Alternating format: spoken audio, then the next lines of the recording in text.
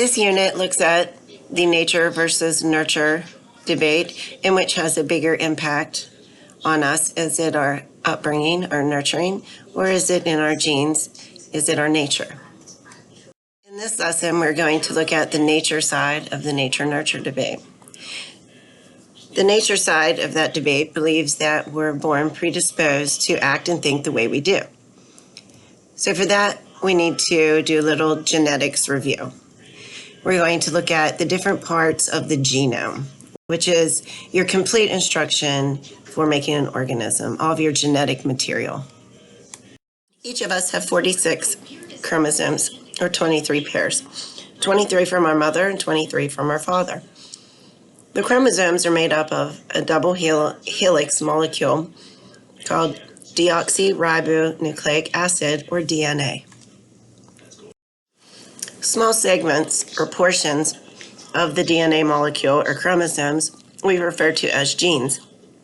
We know that we have particular genes for our physical traits. You have a particular gene for hair color, eye color, skin type.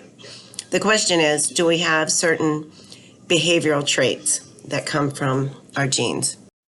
This diagram shows that you would find the chromosomes inside of the nucleus of a cell. The chromosomes, again, are made up of the DNA molecule, which is a double helix molecule. The small segments or portions of the DNA molecule are your genes. The DNA molecule is held together by chemical bonds we call nucleotides.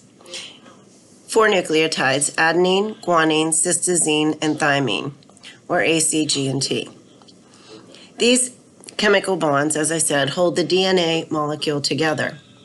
They have been completely mapped out by scientists, and roughly 99.9% of this DNA sequence or nucleotide sequence is the same for every single human.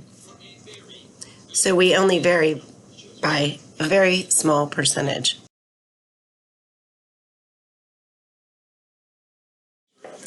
On the AP test, there's often an analogy or comparison from the genome to a book.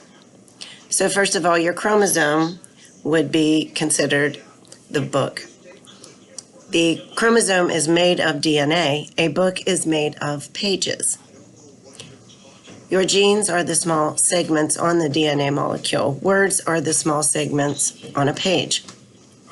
The chemical bonds that hold the words together are letters. The chemical bonds that hold the nucleotide sequence, or the DNA sequence, together are nucleotides.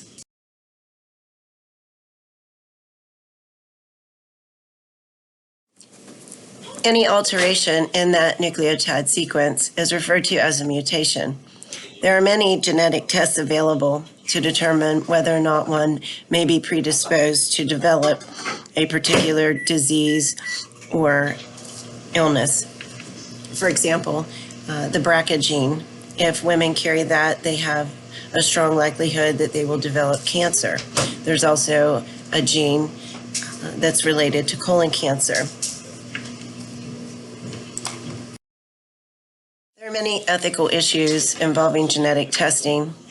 For example, females can find out if their unborn child may be predetermined to develop a particular disease or illness, and then they're faced with what they need to do, whether keep the baby or terminate the pregnancy.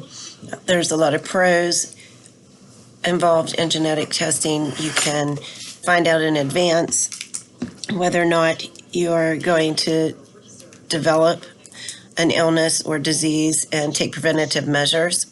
But there's also a lot of downsides or cons to genetic testing. You may find out that you're predetermined to develop a particular illness in which there is no cure for, which could be quite depressing.